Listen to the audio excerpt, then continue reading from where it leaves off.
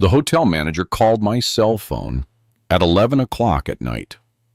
"Mr. Thurman," he said, his voice tight, "there's been a mistake. Your wife checked in yesterday under your reservation, but she's with another man." I was on the couch, watching the news. The remote control slipped from my hand. "That's impossible," I replied. "She's at home with my grandkids. She's watching Simone's children. I called her 2 hours ago." The manager's voice faltered. "Sir, please, come down to the front desk. This is very sensitive. We have her ID registered. Naomi Vance Thurman," he read, giving my wife's full name. I hung up. My 68 years felt their full weight all at once. I called Naomi. It went straight to voicemail. I called Simone. No answer there either. I grabbed my car keys, left without turning off the house lights, and drove through the empty city. Every red light felt like an eternity. I thought about 43 years of marriage, the vows we'd made, the grandkids we used to take to the park, the dinners where she'd smile and pour me more coffee. I also thought about the signs I'd ignored, the calls she cut short when I walked in, the trips she canceled because of headaches, the nights she said she was tired. It all clicked into place. I pulled up to the Grand Citadel Hotel, a tall building with golden lights over the entrance. I parked badly. I didn't care. The manager was waiting for me, standing straight at the front desk. He was young, wearing a gray suit and an impeccable tie. His face showed pure discomfort.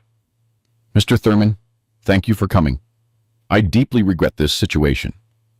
I didn't answer. I just stared. He pointed to a side door. "Please follow me." We passed through a narrow hallway. White walls. The smell of floral air freshener. The sound of my shoes against the marble floor. Each step was heavier than the last. We reached a door with a sign. "Security." The manager knocked twice. A guard opened up. Inside, the monitors showed the hotel hallways, the reception, the parking lot. The manager pointed to a chair. "Please have a seat." I dropped into it. My hands were shaking. I hid them between my knees. The guard adjusted one of the monitors. "Sir, I'm going to show you yesterday's recordings. It's 4:30 in the afternoon." The image appeared in black and white. Main hotel entrance. I saw Naomi, my wife, her hair loose, a style she rarely wore, in a dress I didn't recognize. She was carrying a small suitcase. She was smiling. Walking beside her was a tall, well-dressed black man, dark jeans and a white shirt, hair slicked back. I moved closer to the screen, squinting. It can't be. The guard zoomed in on the image. My stomach twisted. It was Derek, my son-in-law, Simone's husband, the father of my grandkids, the man I helped land his first job, the one who sat at my dinner table every Sunday, the one who called me Pops Elijah with that smile that now made all the sense in the world. I watched them approach the front desk. Naomi handed over her ID. Derek placed his hand on the small of her back. An intimate, far too intimate gesture. The clerk gave them the keys. "Suite 312. I pointed at the screen. "Fast forward the recording." The guard obeyed. I saw them enter the elevator. Naomi was laughing. Derek was whispering something in her ear. She was touching his arm. The elevator went up, the 3rd floor. They got out. They walked down the hall, holding hands, entered the room. The door closed behind them. I felt something break inside me. It wasn't just infidelity. It was the betrayal of 2 people I loved, 2 people I trusted blindly. I took a deep breath. "Manager," I said, my voice controlled. "I need to see more." He hesitated. "Sir, we don't have cameras inside the rooms, only in common areas." "I understand." Show me everything you have. For the next hour, I watched the recordings. I saw them leave the room at 7 o'clock at night. They went down to the hotel restaurant. They had dinner together. Red wine, laughter, toasts. They returned to the room at 9. They came out again at 11. They walked through the lobby, sat on the reception couches. Derek was carrying a folder, a thick brown folder. He opened it, showed papers to Naomi. She looked them over, nodded, pointed things out with her finger. He took out a pen, passed her a document. Naomi signed. Once, twice, 3 times. Derek put the papers away, closed the folder, kissed her on the cheek. She smiled. They got up, returned to the elevator. Stop right there, I ordered. The guard froze the image. Derek and Naomi in the elevator. Her with that smile, him with that folder under his arm. Can you enlarge that folder? The guard adjusted the zoom. The image lost quality, but something was readable. A white label stuck on the cover, black lettering. It said, Thurman Estate. Transfer. My blood ran cold. This wasn't just an affair. It wasn't just sex. It was something bigger, something planned, something that involved my estate. The houses I'd built, working since I was 20 years old. The apartments I'd rented out for decades. The savings I'd protected by denying myself luxuries. Everything was at stake. Manager, I said, getting to my feet. I need a copy of all these recordings. He nodded. Of course, Mr. Thurman. You'll have them on a USB drive in 15 minutes. I also need to know if they're still at the hotel. The manager checked his computer. Yes, sir. They're still registered. They haven't checked out. The room is paid for until tomorrow at noon. Perfect. Don't tell them anything. Act as if this never happened. He looked at me with understanding. I completely understand. I left the security room, walked back to the lobby. My legs weren't shaking anymore. Now there was something else inside me. It wasn't just pain. It wasn't just rage. It was clarity. Cold. Precise. I sat on one of the lobby couches, the very same ones where they sat, where they signed those papers, where they planned to rob me. I pulled out my phone, searched my contacts, and found the name I needed. Marcus Stanton, my attorney for life. I dialed. He answered on the 3rd ring. Elijah, what a surprise. It's almost 2 in the morning. Marcus, I need to see you first thing tomorrow. It's urgent. His voice changed. Did something happen? Yes. Something very serious. I'll see you at 8 in your office. I hung up. The manager returned with the USB drive. I took the small device. Thank you. One last thing. That brown folder the man was carrying. If he leaves it in the room or brings it back to the lobby, I want to know immediately. The manager wrote something in a notepad. Count on it, Mr. Thurman. You have my direct number. I left the hotel. The cold morning air hit my face. I got in my car. I put the USB drive in my shirt pocket, over my heart. The evidence, the first piece of the puzzle. I drove back home, slower this time. I needed to think. I needed to plan. I wasn't going to yell. I wasn't going to make a scene. I wasn't going to beg them to stop. I was going to destroy them. Silently, precisely. I arrived home. The lights were still on. I went inside. Everything was the same. Naomi's coffee cup on the table, her slippers next to the couch, our wedding photo on the mantel, 43 years. Lies. No, not everything was a lie. But now, everything was contaminated. I poured myself a glass of whiskey, downed it in one gulp, went up to the bedroom, lay down on the bed fully dressed, and stared at the ceiling. I couldn't sleep. I didn't want to sleep. I just thought. I calculated. At 6 o'clock in the morning, my phone rang. It was Naomi. "Good morning, my love. The kids are up now. Simone had to leave early. I think I'll stay here until the afternoon." Her voice sounded normal, sweet, a liar's voice. "That's fine," I replied. "See you later. Take care." I hung up. She didn't know that I knew. That was my advantage. The silence, the patience, the strategy. I showered, shaved, and got dressed in a suit. At 8 o'clock sharp, I was in Marcus's office. He greeted me with 2 cups of freshly brewed coffee. We had been working together for 30 years. He'd drafted my will, reviewed all my rental contracts, and helped me buy my first property with a loan that seemed impossible. "Elijah, you look terrible. What happened?" I sat across from his desk, took the USB drive out of my pocket, and placed the device on the dark wooden table. "I need you to see this, but be prepared. It's heavy." Marcus plugged the drive into his computer, opened the files, and began watching the recordings.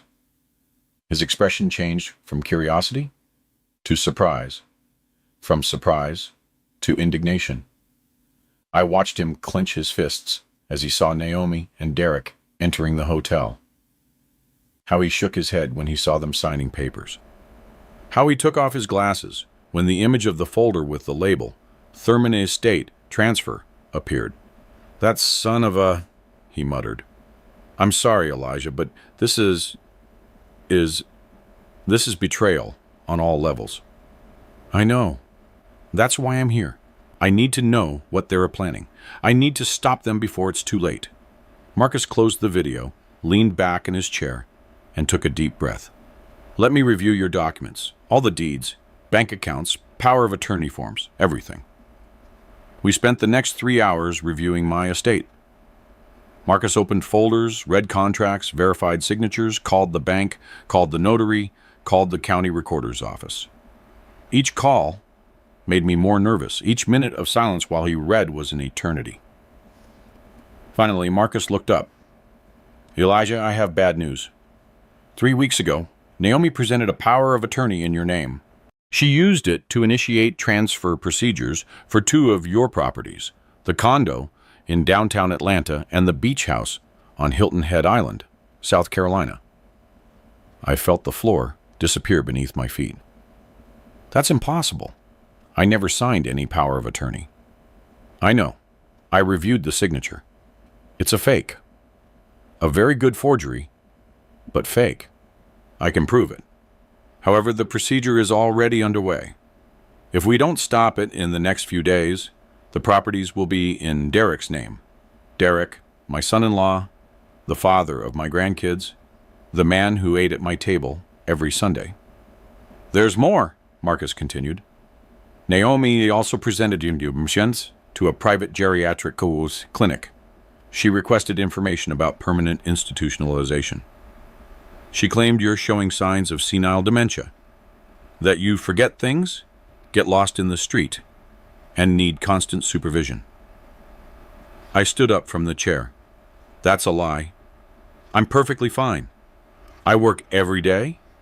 I manage my company. My accounts are in order." "I know, Elijah, but she's building a narrative. She's laying the groundwork to have you declared incompetent. If she succeeds, she can take total control of your estate. She can sell everything. She can have you institutionalized against your will." The rage I felt at that moment was different from anything I had experienced before. It wasn't explosive. It was cold, calculated, deadly. What do I need to do? Marcus took out a notepad and started writing. "First, we're going to cancel that fake power of attorney. I'll handle that today. Second, we're going to freeze all movement on your properties. No transfer will be completed. Third, you need to go to a doctor, a certified geriatrician, to get a full evaluation and document that you are in full mental capacity. I nodded. Go on. Fourth, you need evidence of everything. Beyond these videos, you need documents, audio recordings, messages, emails, anything that proves the conspiracy. How do I get that? Marcus looked at me seriously. You have to act normal, as if you know nothing. You have to stick to your routine. Talk to Naomi, as always. But in the meantime, you observe, you listen, you document everything. It's like being a spy in my own house. Exactly. And I know it's hard, but it's the only way to protect yourself. If you confront Naomi now, she'll get alerted. She'll hide everything. She'll accelerate her plans. She might even institutionalize you immediately, claiming you had a violent episode. I swallowed. I never imagined my life would come to this. No one does, Elijah. But now, you have to be smarter than them, more patient, more strategic. I left Marcus's office with a to-do list. First, I went to Dr. Kenneth Powell, a renowned geriatrician who worked at Midtown Medical Center. I explained the situation. He understood immediately. He ran tests on me for 4 hours: memory, reasoning, coordination, cognitive analysis. At the end, he handed me a full report. Mr. Thurman, you are in perfect mental condition. Your cognitive capacity is above average for your age. There are no signs of dementia, Alzheimer's, or neurological deterioration. This document officially certifies it. I put the report in an envelope, the second piece of the puzzle. Then I went to the bank. I asked to speak to the manager, showed him my ID, and requested the full history of movements for all my accounts for the last 6 months. The manager printed the documents. I reviewed each page. I found withdrawals I didn't recognize. Some transfers to accounts I had never authorized. Small amounts. $500 here, $800 there, $10,000 later. In total, they added up to more than $20,000. Mr. Thurman, these transfers were authorized with your personal key. I never authorized these movements. I need certified copies of each one with the date, time, issue, and destination account number. The manager looked concerned. Of course. I'm also going to change all your access passwords immediately, and I'm activating a security alert on all your accounts. Perfect. And I need to know whose name the destination accounts are in. The manager checked his computer. All 3 accounts are in the name of Derek Kincaid, my son-in-law. Everything led back to him again. I returned home at 6 o'clock in the evening. Naomi was in the kitchen preparing dinner. She was wearing the apron I bought her for our 40th anniversary. She smiled as she chopped vegetables. Hey, love, how was your day? I looked at her. This woman with whom I had shared 43 years, with whom I had 2 children, with whom I'd built a life. Now, she was a stranger, an enemy, a thief. But I smiled. I acted normal. Good. A lot of work at the office. And you? How are the grandkids? Good. Simone came to pick them up at noon. You know how she is, always busy. I walked over. I kissed her on the cheek. Her perfume was the same as always, but now it made me nauseous. I'm going to take a shower before dinner. I went up to the room, locked the door, took out my phone, and dialed Simone's number. My daughter. I needed to know if she was involved in this. She answered on the second ring. Pop, what a surprise. Everything okay? Daughter, I need to ask you something. Your mother was watching the kids yesterday and today. There was a silence. Pop, what are you talking about?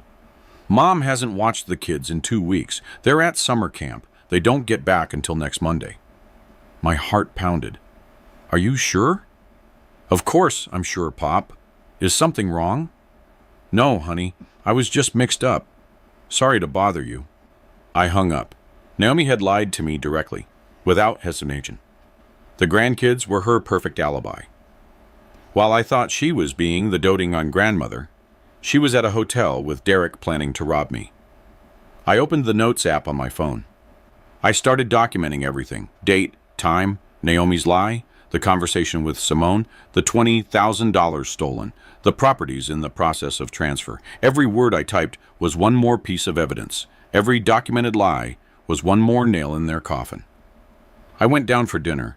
Naomi served smothered pork chops with collard greens and cornbread. My favorite meal. She sat across from me, smiling. "You know," she said, "I've been thinking. We should take that trip to Europe you always wanted. Paris, Rome, Barcelona, before we get too old." I looked at her. Her eyes were sparkling. She seemed sincere, but I already knew the truth. "That sounds like a great idea. When do you want to go?" "Maybe in a couple of months. Let me check the dates." A couple of months? By then, she expected to have my entire estate transferred. She expected to have me declared incompetent, maybe institutionalized. Then the trip to Europe would be just for her and Derek, with my money. We ate in silence. Every bite was hard to swallow. Every smile from her was a reminder of her betrayal. After dinner, I excused myself. I said I had work to do. I went up to my study, locked the door, and took a shoebox out of the closet. Inside, I kept old documents, bills, receipts, photos. I searched until I found what I needed. An old notepad with Naomi's handwriting, notes she wrote years ago, shopping lists, reminders, her signature on birthdays cards. I compared the signature with the one on the fake power of attorney Marcus showed me. They were similar, very similar, but there were subtle differences. The slant of the N, the curve of the V. Someone had practiced. Someone had studied her signature for a long time. It had to be Derek. He had access to documents in the house. He had seen Naomi's signature thousands of times. He knew how to forge it. I took pictures of everything. I uploaded the images to a cloud folder, backup after backup, evidence after evidence. My phone vibrated, a text from Marcus. I canceled the fake power of attorney. The transfers are frozen. But hurry, we need more proof before they try something more drastic. I replied. Understood. I'm on it. I turned off the study lights and went downstairs. Naomi was in the living room watching television. I sat next to her, took her hand. "I love you," I told her. She smiled. "I love you too, liar." The next few days were the hardest of my life. Waking up every morning next to a woman who planned to destroy me, eating breakfast with her, smiling, talking about the weather, acting as if nothing had happened. But each moment was an opportunity. Each conversation was a possible confession. Each of her movements was something I observed and documented. On Wednesday morning, Naomi went out early. She said she was going to the supermarket. I stayed home, working from my study. But as soon as I heard her car drive away, I went down to our room. I needed proof. I needed to find something concrete that connected everything. I opened her closet, checked her drawers, searched through her clothes. Nothing. Then I saw her purse, a brown leather bag she used every day. I grabbed it, opened it. Inside, I found her wallet, her keys, her cell phone. She'd forgotten it. My heart raced. I took the phone and tried to unlock it. I needed the password. I tried our anniversary date. Incorrect. I tried her birthday. Incorrect. I tried Simone's birthday. The screen unlocked. I went into her messages, looking for conversations with Derek. There were dozens, hundreds of messages going back months. I started reading. Each message was worse than the last. Derek, everything's ready. The notary is a friend of Trevor's. He won't ask any questions. Naomi, are you sure the signature will pass? Derek, Trevor checked it 3 times. It's perfect. Elijah will never know. Naomi. What if he finds out? Derek. By then we'll have everything transferred. The properties will be in my name. He won't be able to do anything. I kept reading. My hands were shaking. Naomi. Simone suspects something. Yesterday she asked me why I'm so distracted. Derek. Don't tell her anything yet. Once we have everything secured, we'll explain. She'll understand. It's for the good of the family. Naomi. What if she doesn't understand? Derek. She'll understand. We're her parents. She always supports us. Her parents. Derek was referring to them as Simone's parents, as if he were replacing me, as if I were already dead. I looked for older messages. I found one from 2 months ago. Derek. I spoke to the director of the Serenity Pines retirement community. They have space available. $45,000 a year. Once Elijah is institutionalized, we'll have full access to his accounts. Naomi. I don't know if I can do that. Institutionalizing him is too cruel. Derek. Naomi, think about us. Think about our future. Elijah is old. He's lived his life. Now it's our turn to live ours. Naomi. You're right. I'm sorry. Sometimes I get sentimental. Derek. I know, my love, but you have to be strong. This is for our own good. My love. He called her my love. I felt like I was going to throw up. I took screenshots of every message, one by one. Dozens of conversations. Irrefutable evidence of the conspiracy. Then I checked her emails.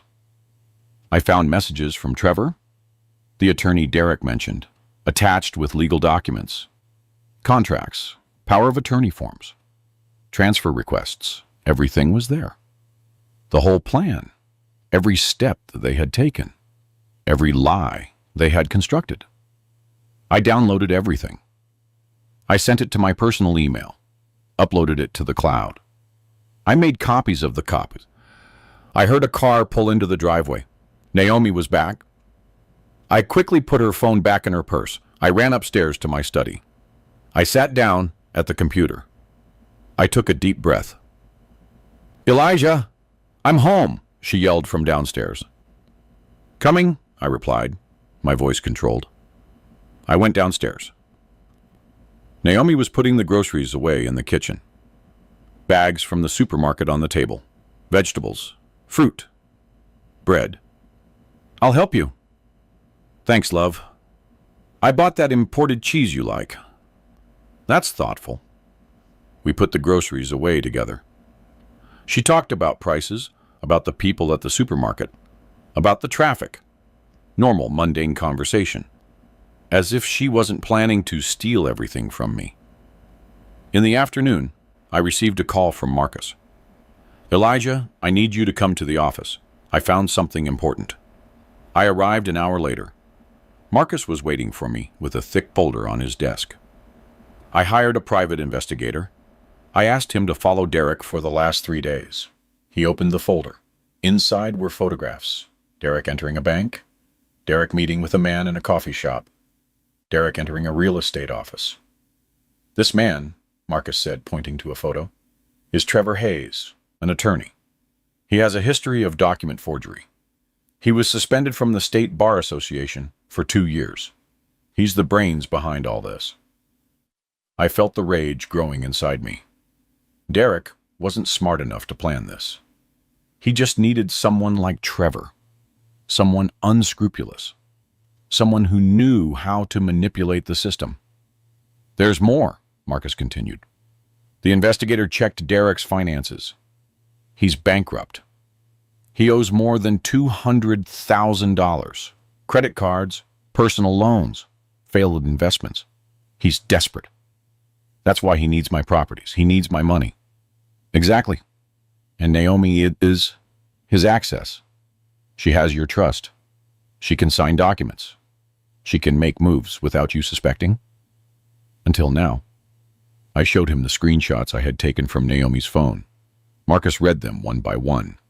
His expression grew more serious with each message. This is pure gold, Elijah. With this, we can prove conspiracy to commit fraud, forgery of documents, attempted misappropriation. Derek can go to prison, and Naomi too. I don't want Naomi to go to prison. I just want this to end.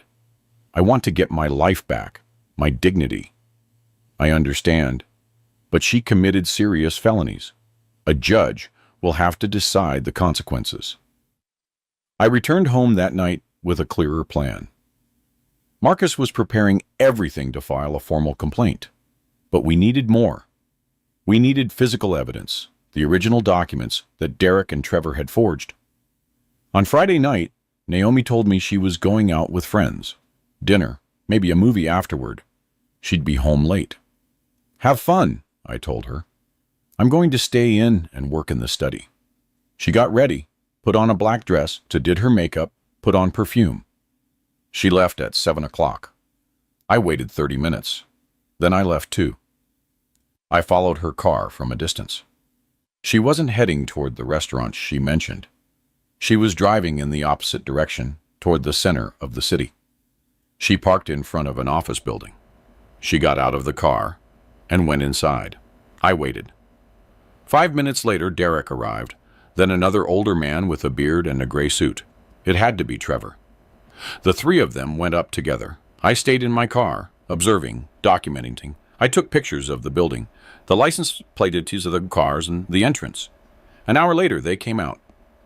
Derek was carrying a folder, the same brown folder I saw in the hotel recordings. Naomi was smiling. Trevor was patting Derek on the shoulder. They said goodbye. Each one got into his car. Naomi drove back home. I got there before her. I parked, went inside, went up to the study, and turned on the computer.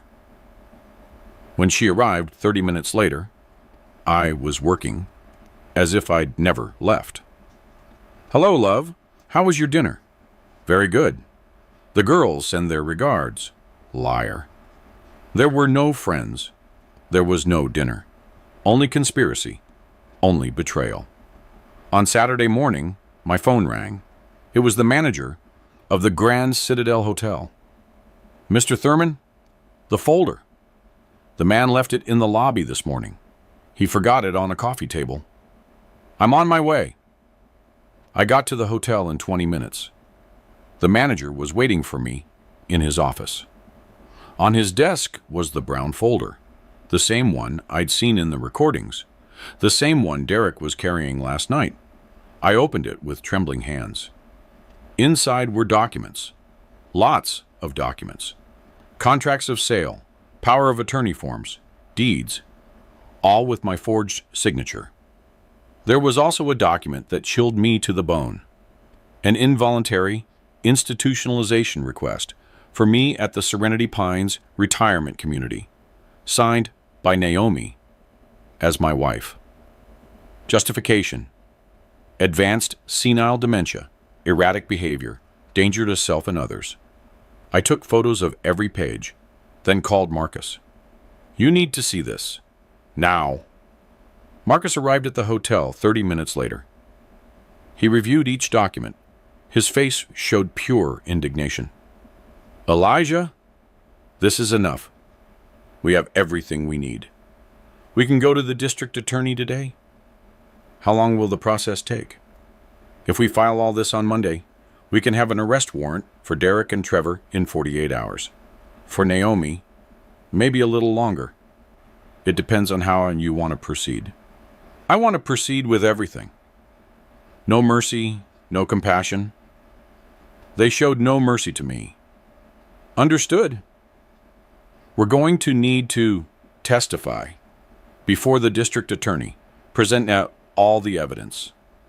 The hotel recordings and the messages, the forged documents, everything. I'm ready. I left the hotel with the folder under my arm.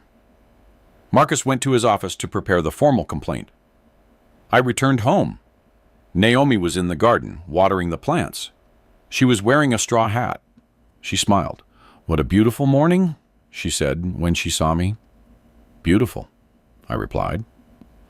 I went into the house, up to the study, locked the door, and put the folder on the desk.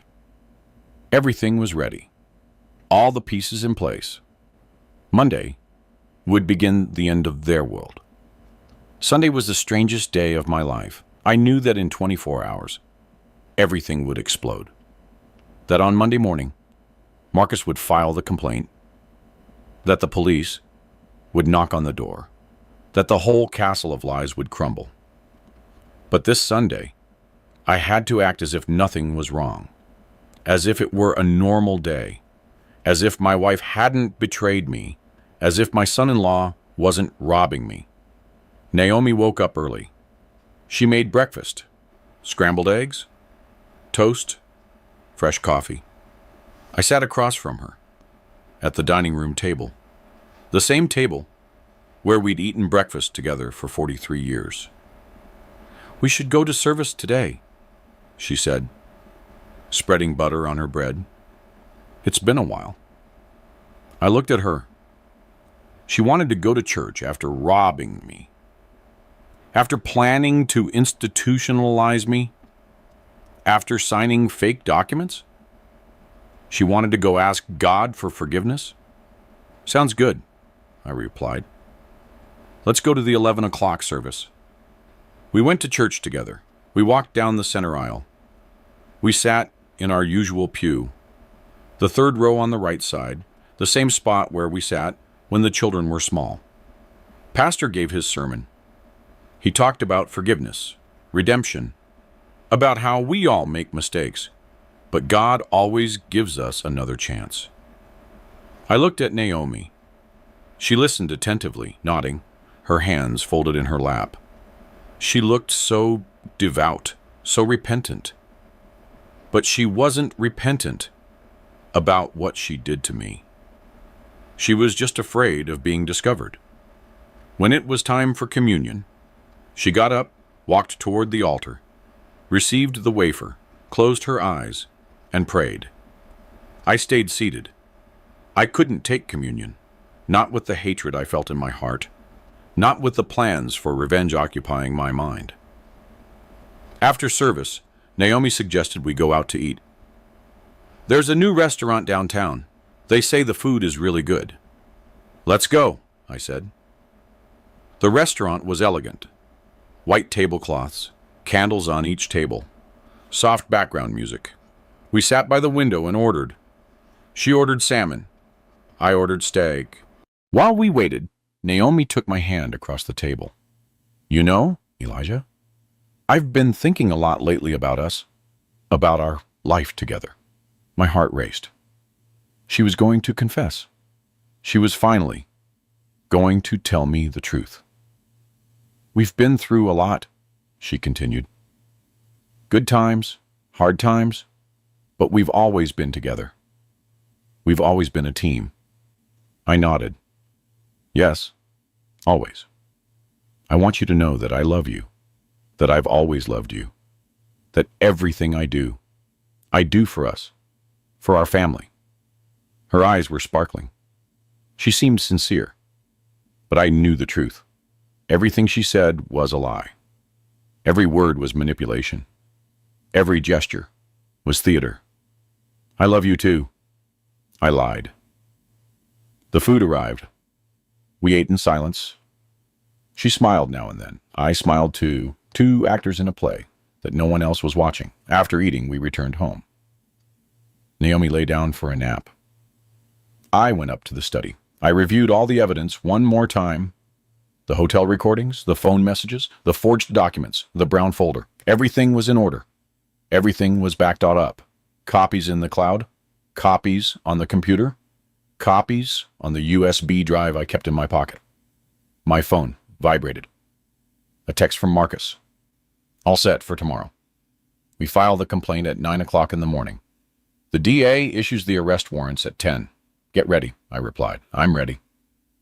That night, we had dinner together. Naomi made my favorite meal, smothered pork chops with collard greens and cornbread. She sat across from me, served me, and smiled.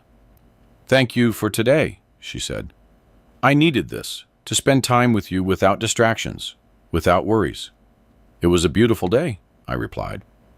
After dinner, we sat in the living room. She put on a movie, a romantic comedy we'd seen 1,000 times. She leaned on my shoulder. She took my hand. "I love you, Elijah." "I love you too, Naomi." Lies. Everything was a lie. At 11 o'clock at night, we went up to sleep. Naomi changed, put on her pajamas, and got into bed.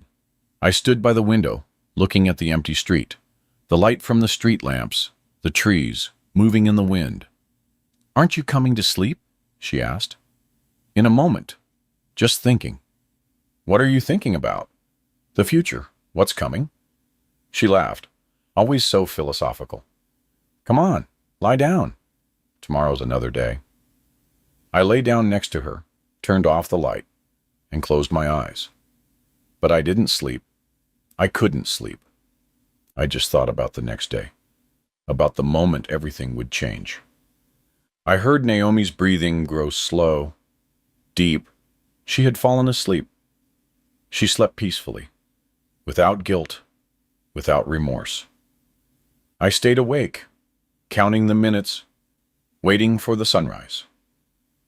At 5 o'clock in the morning, I got up, showered, shaved, and put on my best suit. Dark gray, white shirt, black tie, freshly polished shoes. I went down to the kitchen, made coffee, and sat down to wait. At 6:30, Naomi came downstairs. "Good morning, love. Why are you up so early?" "I have an important meeting at Marcus's office at 9. "Oh, something serious?" "Very serious." She made breakfast. We ate together.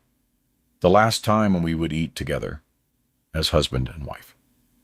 The last time we would share a table, without her knowing the truth. At 8:30, I grabbed my keys. "I'm leaving," I told her. "I don't know when I'll be back." "Okay, I'll see you this afternoon." I walked over. I kissed her on the cheek. "Goodbye, Naomi." "Goodbye, love." I left the house, got in my car, and drove toward Marcus's office. Traffic was heavy, but I didn't care. I had time. All the time in the world. I arrived at 9:05. Marcus was waiting for me at the entrance to his office. "Good morning, Elijah. Ready?" "More than ready?" We went up to his office. On the desk was a thick folder, full of documents, all the evidence organized, each piece numbered and cataloged. "The district attorney is expecting us at 9:30, Marcus said. "We're going to present everything. He'll review it. If he's satisfied, he'll issue the warrants immediately. And then the police will go for Derek and Trevor. They'll arrest them and take them in for questioning. Depending on what they say, they might implicate Naomi or try to protect her, but we have enough to charge her too. Yes, the messages are clear. She was aware of everything. She actively participated. She can't plead ignorance." Perfect. At 9:20, we left the office and drove to the district attorney's office building. We parked and went up to the 3rd floor. The DA received us in his office. He was a man in his 50s, gray hair, thick glasses, a serious expression. "Mr. Thurman, I've reviewed the preliminary information Mr. Stanton sent me. It's a very serious, very complex case." "I know," I replied. "That's why I'm here." "Show me everything." Marcus opened the folder and began presenting the evidence one by one. The hotel recordings, the phone messages, the forged documents, the unauthorized bank movements, the institutionalization request. The DA took notes, asked questions, and reviewed every detail. 2 hours passed. Finally, he closed his notepad. "Mr. Thurman, you have a solid case, very solid. I'm going to issue arrest warrants for Derek Kincaid and Trevor Hayes for fraud, forgery of documents, conspiracy, and misappropriation. And my wife?" The DA looked at me seriously. Your wife will also be summoned, but given her age and the circumstances, she probably won't be arrested immediately.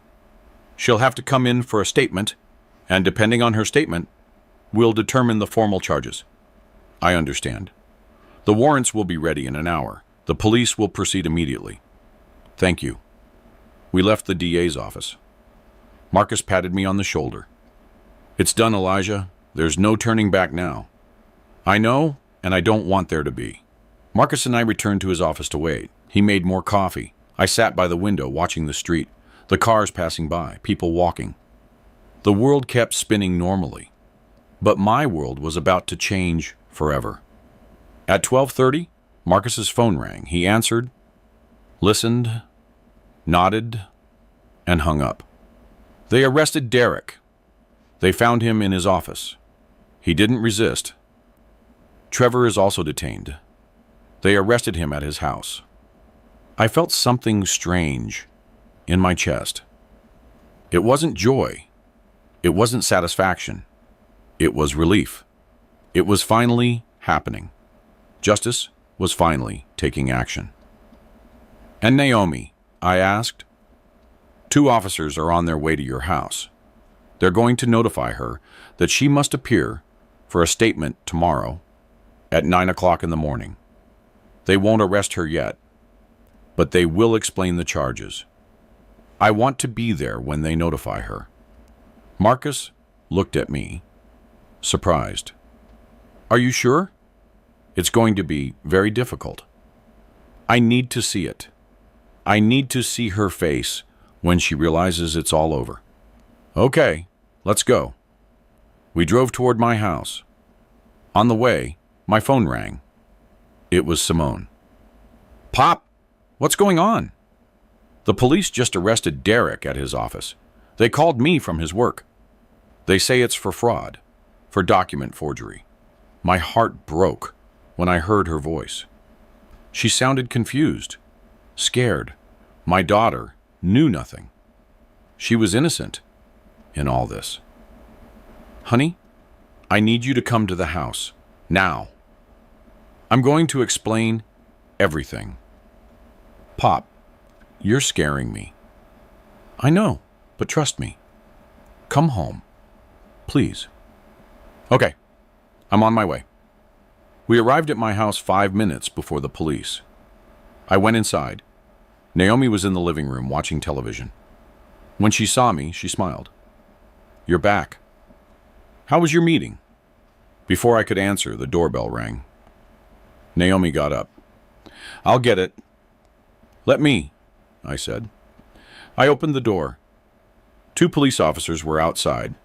A man and a woman. Immaculate uniforms. Serious expressions. Good afternoon. We're looking for Naomi Vance Thurman. Naomi approached. That's me. Is something wrong? The officer stepped inside. Ma'am, we need to speak with you. It's about your husband, Mr. Elijah Thurman. Naomi looked at me, confused. Elijah? What's going on? The female officer took out some documents. Ma'am, your husband has filed a formal complaint against you for conspiracy to commit fraud, document forgery, attempted misappropriation, and attempted involuntary institutionalization. The color drained from Naomi's face. What? What are you talking about? Elijah, this is a joke. It's not a joke, Naomi. I know everything. The hotel, Derek, Trevor, the fake documents, the bank transfers, the plan to institutionalize me, everything. She backed away, shaking her head. No, you don't understand. I can explain. There's nothing left to explain. I have proof of everything. Recordings, messages, documents, everything. Naomi collapsed onto the couch. Her hands were shaking. She started to cry. Elijah, please, it was a mistake. I didn't want to hurt you. Derek convinced me. He said it was for our own good. Our good? Stealing my estate was for our own good. Institutionalizing me was for our own good. Forging my signature was for our own good. I love you. I've always loved you. If you loved me, you wouldn't have done this. If you loved me, you wouldn't have slept with my son-in-law. If you loved me, you wouldn't have signed documents to rob me. The officers watched the scene in silence. The female officer cleared her throat. Ma'am, you need to appear tomorrow at 9 o'clock in the morning at the district attorney's office to give a statement. If you don't appear, we will issue an arrest warrant for you. Naomi just cried, nodding without a word. At that moment, Simone burst through the door. She had used her key. Mom? Pop? What's going on? Why are there police here? Simone ran closer. She saw her mother crying. She saw me standing with a serious expression. She saw Marcus by the door. She saw the officers with their documents. Somebody explain to me what the hell is happening, she shouted. I walked over to my daughter. I took her hands. Honey, sit down. I need to tell you something very difficult. For the next hour, I explained everything to Simone. I showed her the hotel recordings. I showed her the messages between Naomi and Derek. I showed her the forged documents. I showed her the institutionalization request. Simone listened in silence. Tears streamed down her cheeks. She looked at her mother with disbelief, with pain, with betrayal. Mom, how could you? How could you do this to Pop? And with Derek, with my husband. Naomi tried to get closer. Honey, I'm so sorry. I didn't want you to find out this way. Simone moved away. Don't touch me. Don't ever touch me again. You disgust me. Both of you disgust me. She turned to me. Pop, I didn't know anything. You have to believe me. I would never have allowed this. I know, honey. I know. That's why I didn't tell you sooner. Because I knew you were innocent. That you had nothing to do with this. Simone fell into a chair. She covered her face with her hands. She sobbed. My life just got destroyed. My husband betrayed me. My mother betrayed me. I don't know who to trust anymore. I knelt in front of her. You can trust me. You can always trust me. I would never hurt you. I will always protect you. The officers prepared to leave. Mr. Thurman, remember, tomorrow at 9 o'clock. Don't miss it. They left. Marcus approached. Elijah, if you need anything, call me. I'll be available all night. Thank you, Marcus, for everything. He left too. I was left alone with Simone and Naomi. The silence was heavy, awkward, painful. Simone stood up. I'm leaving. I can't stay here. I can't look at you, Mom. No, honey. Please, Naomi begged. No, don't talk to me. Don't call me. I don't want to know anything about you. Simone left the house. I heard her car start, drive away, and disappear into the distance.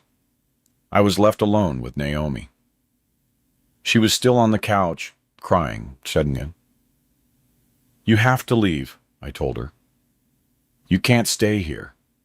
This isn't your house anymore. Elijah, please, give me another chance. We can fix this. There's nothing left to fix. You destroyed everything. You destroyed 43 years of marriage. You destroyed trust. You destroyed our family. It was a mistake, a terrible mistake. It wasn't a mistake.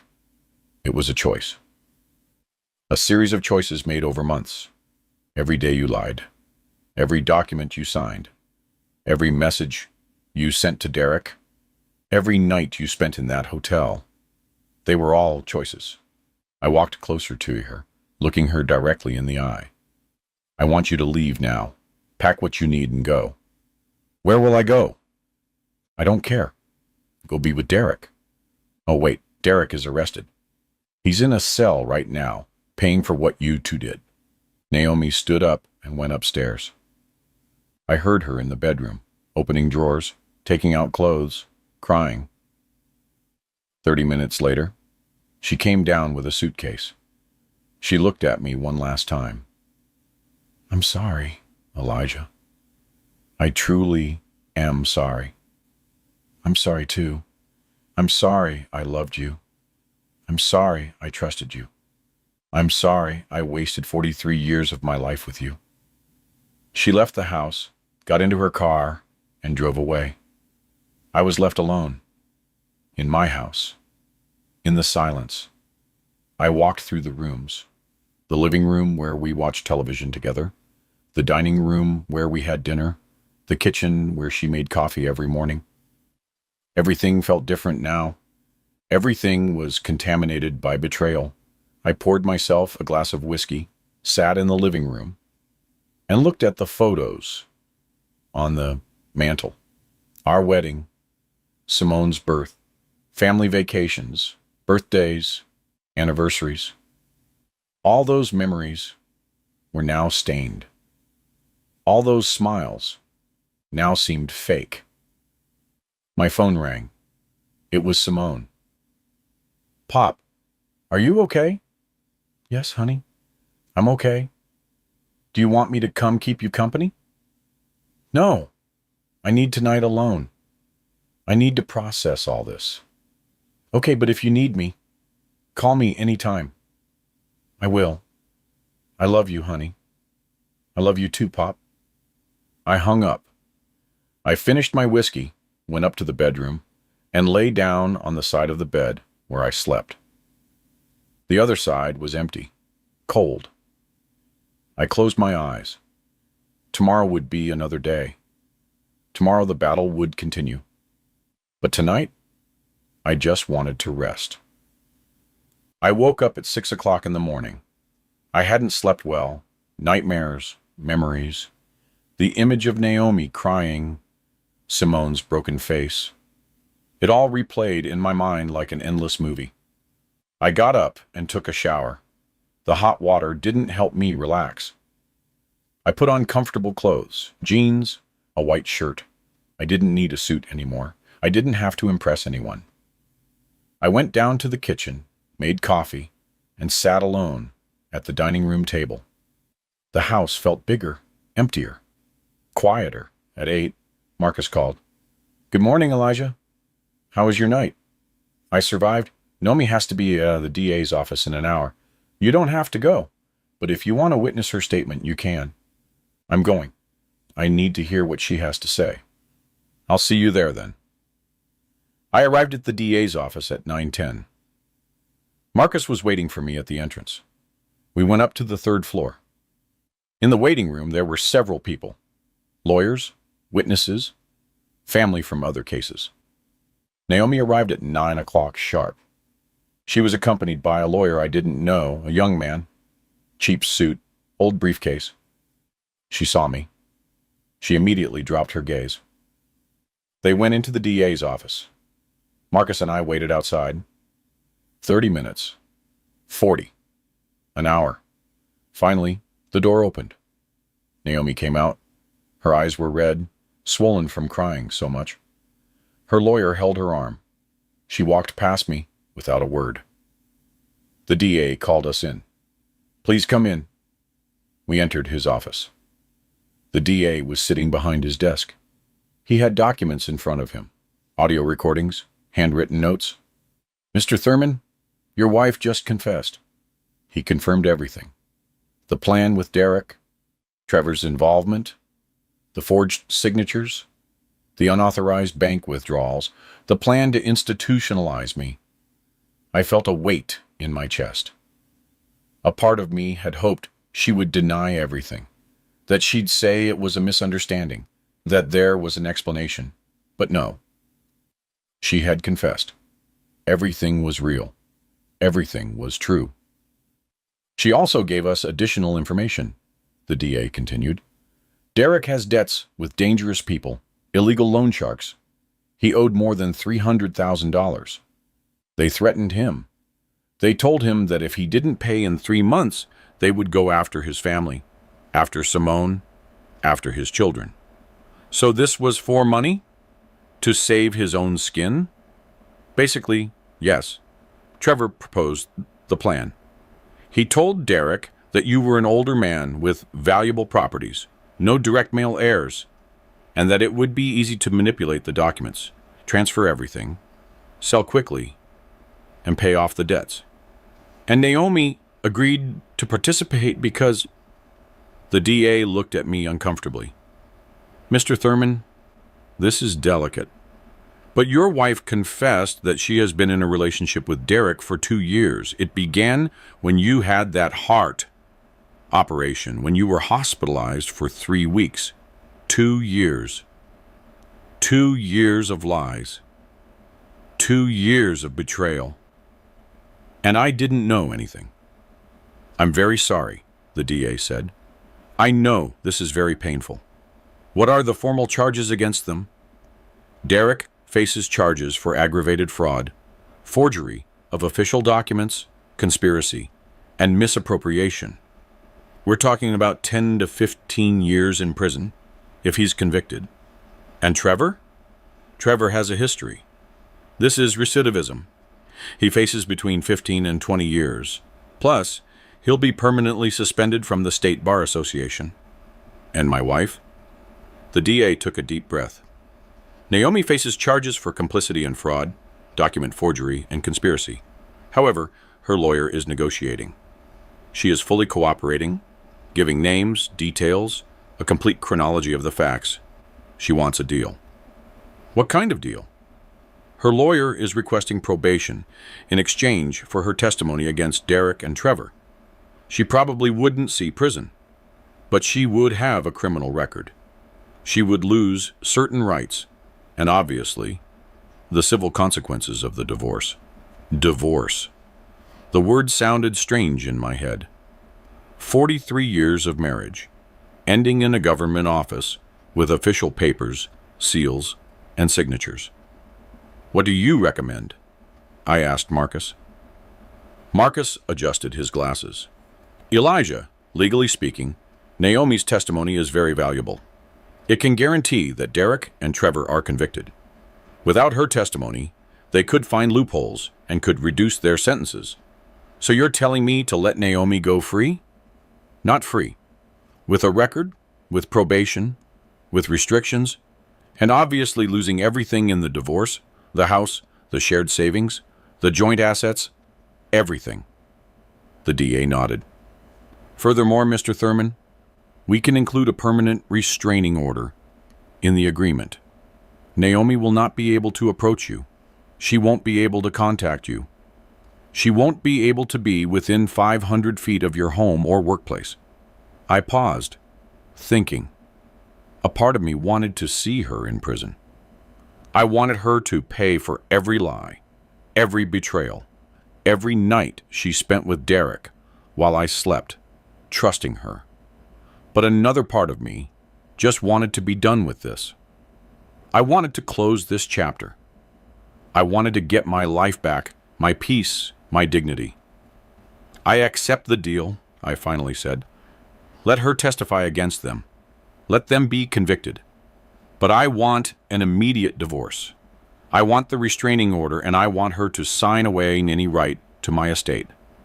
All of that can be arranged, the DA said. I'm going to draft the agreement. You'll have it ready tomorrow. One more thing, I added. Simone, my daughter. I want it made clear, in all documents, that she had nothing to do with this. That she is innocent. That she is a victim too. That's already documented, Mr. Thurman. Your daughter faces no charges, no investigation. She is completely clean. We left the DA's office. Marcus patted me on the shoulder. Elijah, you did the right thing.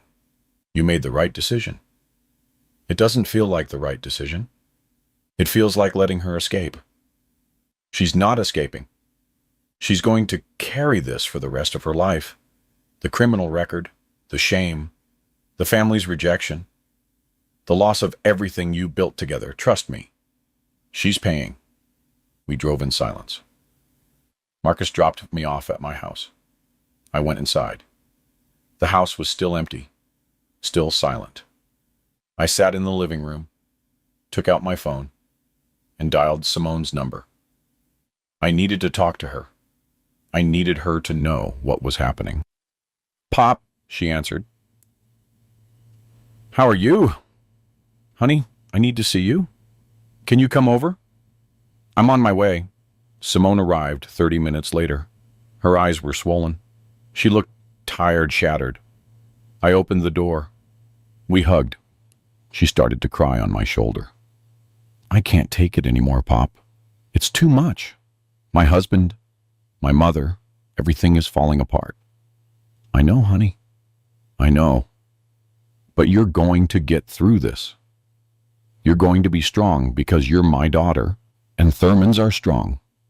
We sat in the living room. I told her everything that had happened at the DA's office. Naomi's confession, the deal I accepted, the divorce that was coming. Simone listened, sometimes nodding, sometimes crying. When I finished, she took my hand. "You did the right thing, Pop. I know it was hard, but it was the right thing. And you, honey? What are you going to do about Derek?" She wiped her tears. "I already spoke to a lawyer. I'm going to file for divorce. I'm also going to seek full custody of the children. I don't want him near them, not after what he did. I support you in whatever you need. Money for the lawyer, a place to stay, whatever. Thank you, Pop. I don't know what I would do without you. You're never going to have to find out. I'll always be here for you." Simone stayed the rest of the day. We ordered food, watched television, and talked about simple things. The weather, the kids, her plans for the future. For the first time in weeks, I felt calm. Not happy, but calm. The storm was passing. The sun was starting to rise. The next few days passed in a blur of legal meetings, document signings, statements, and testimonies. Marcus guided me every step of the way, explaining every paper I signed, every legal consequence of my decisions. On Wednesday, Naomi formally testified against Derek and Trevor. I wasn't present. I didn't want to see her. I didn't want to hear her voice. Marcus kept me informed by phone. She did well, he told me. She was detailed, precise. She told everything from the beginning. How Derek seduced her 2 years ago. How he told her about his debts. How Trevor appeared with the plan. Every meeting they had. Every document they signed. That guarantees their conviction. With her testimony, they have no defense. They're going to prison. It's certain. On Thursday, I signed the divorce papers. Marcus had worked with Naomi's lawyer to prepare everything. She renounced any right to my estate. The properties stayed in my name. The bank accounts, the savings, the investments, everything. In exchange, I wouldn't file additional charges against her. I wouldn't seek economic compensation. I wouldn't pursue her legally, beyond the current criminal case. She signed without protesting. Her lawyer told me she was repentant, that she wanted to cooperate, that she just wanted this all to be over. I didn't care what she wanted, not anymore. On Friday afternoon, the DA called me. "Oh, Mr. Thurman, we have a date for Derek and Trevor's preliminary hearing. It will be next Tuesday. You must be present as the injured party." "I'll be there. I also want to inform you that we found more evidence during the investigation. Derek wasn't just planning to rob you. He had also forged documents for other clients of his company. He defrauded at least 3 other people, seniors like you, using the exact same method. That bastard was a professional at this." "That's right, and Trevor was his legal facilitator. They had been doing this for at least 5 years.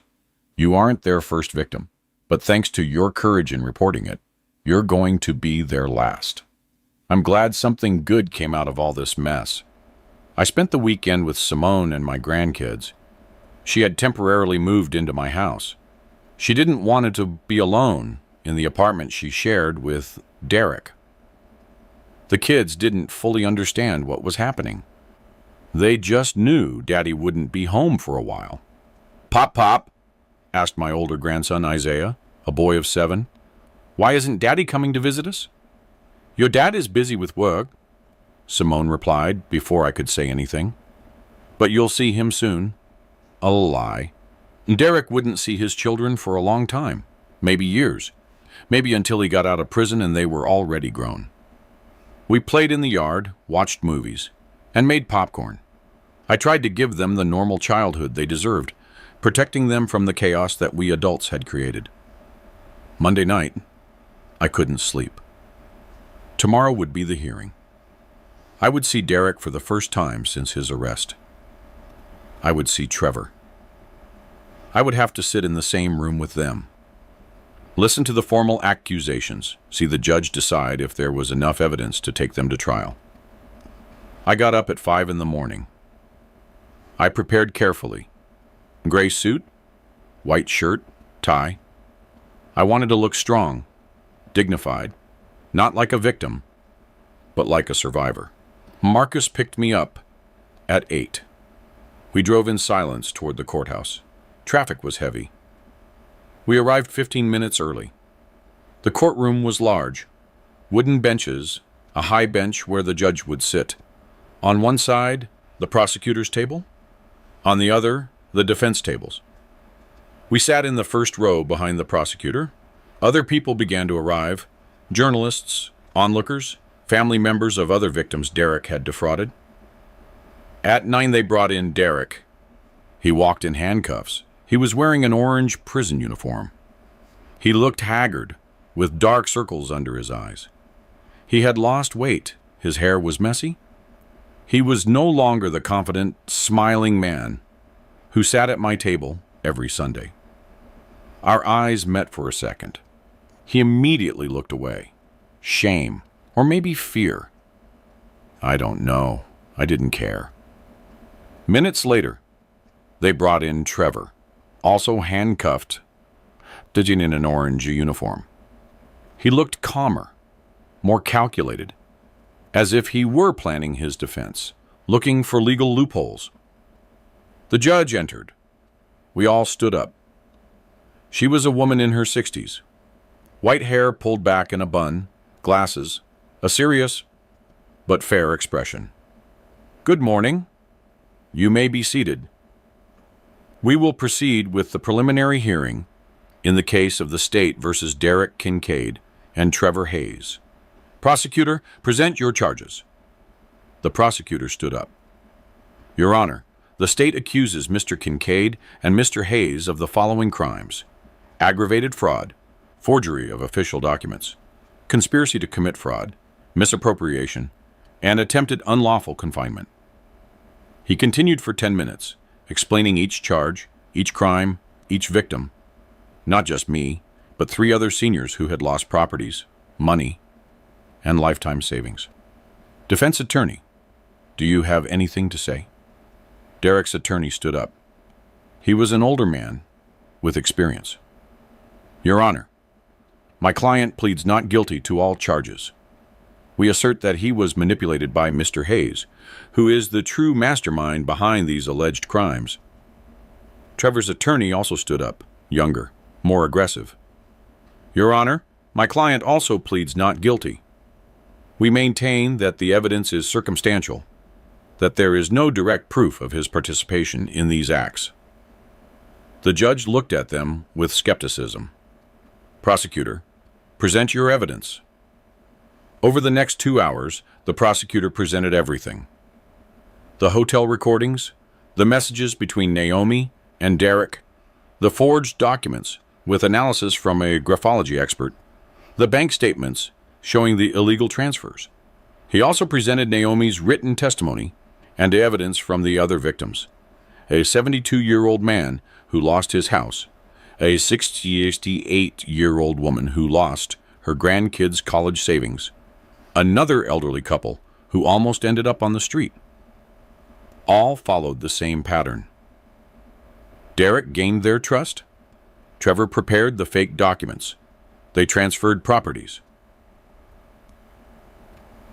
emptied accounts, and disappeared Before the victims realized, the courtroom was silent. Even the journalists had stopped taking notes. They only listened, horrified by the magnitude of the crimes. Finally, the judge spoke. I have heard enough. There is more than sufficient evidence to proceed to trial. The defendants will remain detained without bond. They represent a danger to society. There is a risk of flight. The trial date will be in 60 days. She hit her gavel. Hearing adjourned, the guards took Derek and Trevor away. Derek turned to look at me one last time. This time, he didn't look away. He looked straight at me. His eyes said something. I'm not sure if it was regret or simply hatred for having discovered him. I didn't care. He had dug his own grave. Now, he would have to lie in it. We left the court. Journalists surrounded us. Mr. Thurman? Mr. Thurman? How do you feel? Do you have a statement? Marcus pushed them aside. No comment. Please respect his privacy. We got in the car. We drove in silence for several minutes. Finally, Marcus spoke. It's done, Elijah. It's really done. Yes, it's done. What are you going to do now? I looked out the window. The rain had started to fall, soft drops against the glass. I'm going to live, simply live, without fear, without looking back, only forward. That sounds like a good plan. We arrived at my house. I thanked Marcus one more time. I went inside. Simone was in the kitchen with the kids. They were making cookies. The house smelled like cinnamon and sugar. The kids were laughing. Simone was singing. Normal life, everyday life. Life without betrayal, without lies, without conspiracy. I joined them. I helped decorate the cookies. The kids smeared flour on my face. Simone took photos. We laughed together. For the first time since I received that call from the hotel manager, I felt something close to peace. It wasn't complete happiness. There was still pain, still scars, but it was a beginning, a new beginning. The 60 days passed faster than I expected.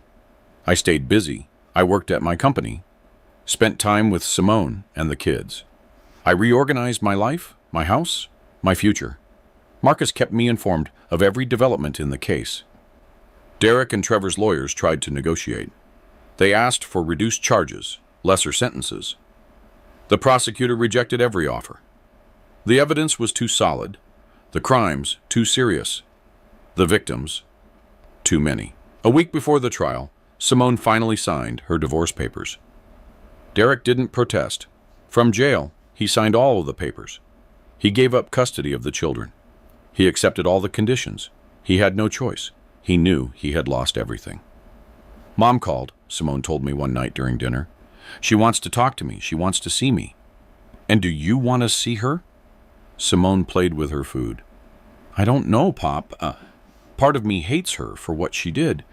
But the other part, she's my mother. The only one I have.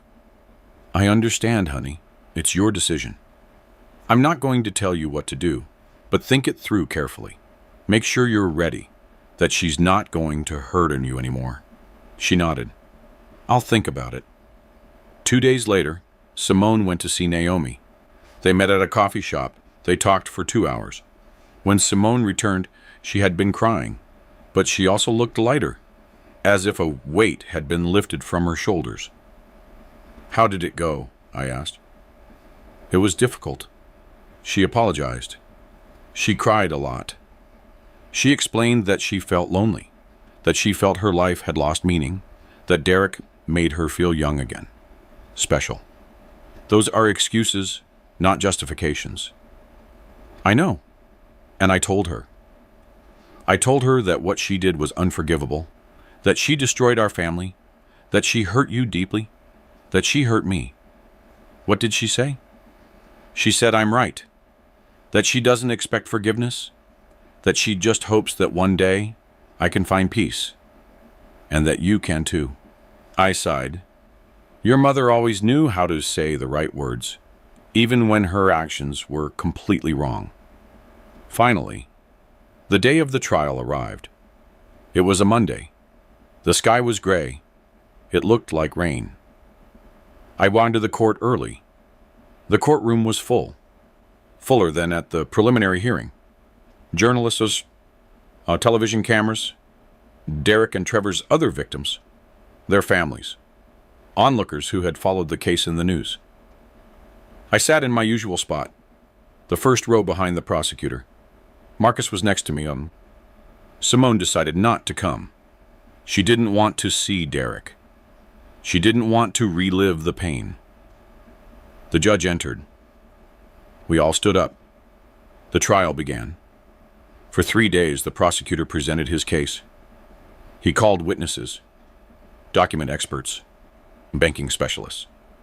The other victims testified through tears about how they had lost everything. I testified too. I went up to the stand and swore to tell the truth. The prosecutor asked me questions. I told him my entire story, from the call, from the hotel manager to the moment I discovered the full plan. Derek's lawyer cross-examined me afterward. He tried to discredit me. He suggested that I had misinterpreted the situation, that perhaps Naomi and Derek were just friends, that the documents could be an administrative error. I looked directly at him. Mr. Attorney, I am 68 years old. I have worked 45 years of my life. I have built an estate honestly. I know the difference between an administrative error and a conspiracy to rob me of everything. I am not a confused old man. I am a man who almost lost everything because of your client. The courtroom applauded. The judge hit her gavel. Order! Order in the court! The lawyer asked no more questions. On the 4th day, the defense presented its case. Derek testified. He said that Trevor had manipulated him, that he really loved Naomi, that he never wanted to hurt anyone, that he was just desperate because of his debts. The prosecutor tore him apart in the cross-examination. He showed him the messages with Naomi, where they planned every step, the documents he himself had signed, the bank transfers that only he had authorized. Derek had no answers, only excuses, only fake tears. Trevor didn't even testify. His lawyer said he invoked his right to remain silent. He knew that anything he said would only sink him deeper. On the 5th day, the lawyers presented their final arguments. The prosecutor was forceful. These men are predators, hunters of vulnerable seniors. They destroyed lives. They stole lifetime savings. They planned to institutionalize healthy people just to steal their properties. They deserve the maximum punishment the law allows. The defense attorneys asked for clemency. They talked about the defendants' families, their regrets, their chances of rehabilitation. The judge listened to everything. She took notes. Finally, she spoke. I have heard all the testimonies. I have reviewed all the evidence. This is a clear case of systematic and premeditated fraud. The defendants operated with malicious intent, without remorse for years. She paused. The courtroom was in complete silence. I find Derek Kincaid guilty of all charges. I sentence him to 14 years in prison, without possibility of parole for the first 7 years. Furthermore, he must pay full restitution to all victims. Derek collapsed in his chair. His lawyer supported him. Some journalists ran out to report the news. I find Trevor Hayes guilty of all charges, the judge continued. Given his recidivism and his role as the intellectual facilitator of these crimes, I sentence him to 19 years in prison, without possibility of parole for the first 10 years. He must also pay restitution and is permanently suspended from the practice of law.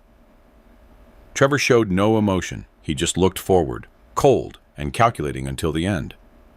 Furthermore, she ordered, both defendants are prohibited from contacting any of their victims or family members for life. Any violation of this order will result in additional charges. She hit her gavel. The session is adjourned. The guards took Derek and Trevor away. Derek was crying. Trevor walked upright as if he still had dignity. The other victims hugged one another. They cried with relief, with justice. Some sought me out and thanked me. Without your report, this never would have come to light. Thank you. Thank you so much. I left the court with Marcus. The journalist shouted questions. This time, I stopped. Marcus looked at me, surprised, but nodded. Mr. Thurman, how do you feel about the verdict? I took a deep breath. I feel relieved. Justice has been served. These men will no longer be able to hurt anyone else. But I also feel sad. Sad because all of this could have been avoided. If there had been trust, if there had been honesty, if there had been real love instead of greed. I paused. I want other seniors to know that they are not alone. That if they suspect someone is defrauding them, they must report it. They must seek help. They must not be ashamed. The criminals are the ones who should be ashamed, not the victims. Do you have a message for your ex-wife? I was silent for a moment. For Naomi, I only have this to say. I hope you find peace one day. I hope you use this time to reflect on your decisions. And I hope no one ever has to go through what you put me through. That was all. Marcus and I walked to the parking lot, got in the car, and drove in silence. Finally, Marcus spoke. It's over, Elijah. It's really over. Yes, it's over. What are you going to do now? I looked out the window.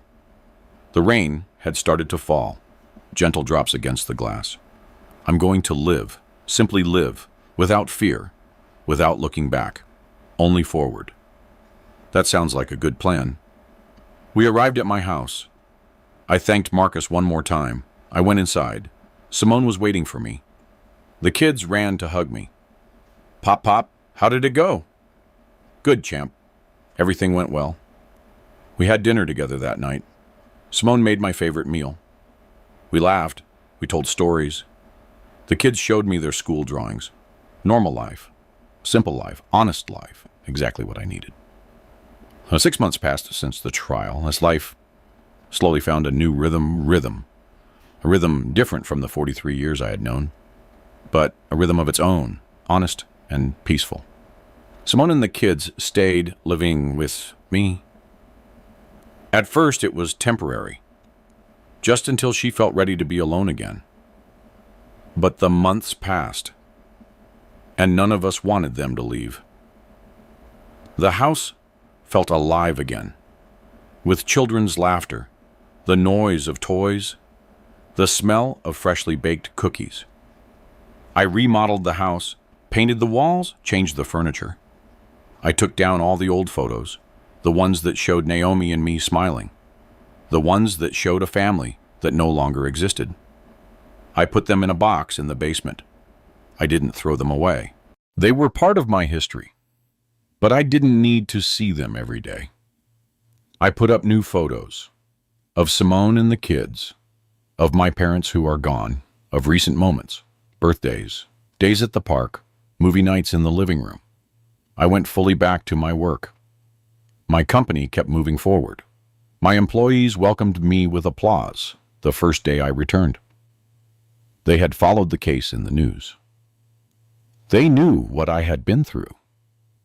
They respected me more than ever. A client told me something I'll never forget. Mr. Thurman, you taught us that age is not weakness, that seniors can defend themselves. They can fight. they can win. Thank you for that example. I also started giving talks at community centers, to senior groups, on how to protect themselves from fraud, how to recognize signs of manipulation, how not to be afraid to report. Many people approached me afterward. They told me their own stories, children who stole from them, grandchildren who manipulated them, caregivers who abused their trust. I gave them the contacts for Marcus, for organizations that could help them, for authorities that would protect them. One afternoon, 3 months after the trial, I received a letter. The sender was the state prison. It was from Derek. I held it in my hands for several minutes. Part of me wanted to throw it away without opening it. Another part needed to know what he had to say. Finally, I opened it. Mr. Thurman, I don't expect you to read this letter. I don't expect you to forgive me. I just need you to know that I deeply regret what I did. Every day in this cell, I think about the lives I destroyed, the family I lost, the years my children will grow up without me, all because of greed, stupidity, and weakness. You were a good man to me. You gave me opportunities. You treated me like family, and I betrayed you in the worst way. There is no excuse, no justification. I just want you to know that I feel a regret that consumes me. Derek. I read the letter twice, then folded it and put it in a drawer. I didn't reply. There was nothing to say. His regret didn't change what he did. It didn't bring back the lost time. It didn't heal the wounds. But I didn't feed the hatred either. I simply let it go. He would have to live with his decisions. I would live with mine. Naomi completed her probation without problems.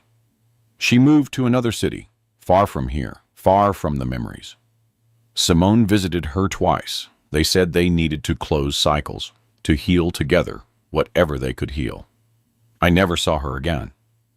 The restraining order was still in effect, and even if it wasn't, I had no desire to see her. That chapter of my life was closed, sealed, archived. One Saturday morning, Isaiah came running into my study. Pop, pop. Pop, pop. Look what I made at school. He showed me a drawing.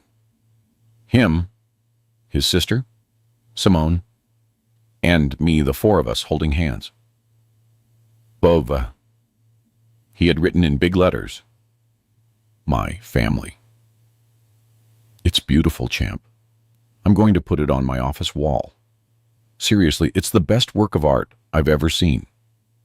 His smile lit up the entire room. He ran off to tell his sister. Simone appeared in the doorway, smiling. He adores you, you know? He talks about you all the time at school. My pop this, my pop that.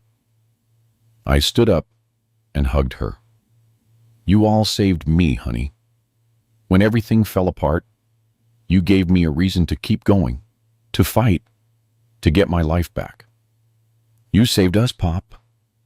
You gave us a home when ours was destroyed. You gave us stability. You gave us love. The kids are better off now than ever. And so am I. That afternoon, the four of us went to the park.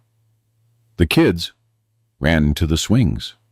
Simone and I sat on a bench, watching them play, watching them laugh, watching them enjoy being children without the worries of the adult world. You know what's strangest, Nanyal, I said? For 43 years, I thought I had everything. A wife, a family, a stable life. But it was all fake, built on lies. And now, with less than I had, I feel more complete, more real, more myself. Simone took my hand. Because now you have the truth, Pop. And the truth, even if it hurts, is always better than the most comfortable lie. We returned home as the sun began to set. We made dinner together. The kids set the table. We ate, talking about our plans for Sunday. Maybe go to the movies or the museum, or just stay home and watch films. Simple plans, honest plans. Plans of a real family. At night, after everyone had gone to sleep, I stayed in the living room with the lights off, just the moonlight streaming through the window. I thought about the entire journey, from that call from the hotel manager to this moment of peace. I had lost a lot. A wife, 43 years of what I thought was a happy marriage, my trust in someone I loved, money on lawyers and legal processes. But I had also gained. I regained my dignity. I protected my estate. I saved other people from being victims of the same criminals. I strengthened my relationship with my daughter. I gained a second chance to be a present grandfather. And most importantly, I regained something I had lost without realizing it. I regained my voice, my ability to defend myself, my refusal to be a silent victim. I stood up, walked to my study, and opened the drawer where I kept all the case documents, the evidence, the sentences, the divorce agreements. Everything was there, organized, archived. I closed the drawer. I didn't need to review them anymore. I didn't need to relive the pain. I just needed to know they were there as a reminder, as evidence, as proof that I had survived. I looked out my study window. The street was empty, quiet. A few street lamps illuminated the pavement. A cat walked across slowly. The wind moved the tree branches. Everything was at peace. I was at peace. Naomi thought I suspected nothing. She thought I was a trusting old man, easy to manipulate, easy to deceive, easy to destroy. She was wrong because I didn't yell. I didn't make a scene. I didn't beg. I didn't plead. I simply acted in silence, with intelligence, with patience. I gathered the evidence. I built the case. I waited for the exact moment. And when that moment came, I ended everything, silently, definitively, without looking back. I turned off the lights in my study, went upstairs, and passed by Simone's room. The door was ajar. I saw her sleeping peacefully. I passed by the kids' room, the two of them hugging their stuffed animals, breathing softly. My family, my real family. I entered my room, lay down, and closed my eyes. For the first time in months, I slept all night, without nightmares, without startled awakenings, without anxiety, only peace. Because it was finally over, and I had won. Not with shouts, not with violence, not with uncontrolled revenge, but with something much more powerful. With dignity, with intelligence, with justice. And that, I discovered, is the sweetest victory of all. The silent victory. The only one that truly matters. The only one that lets you sleep in peace.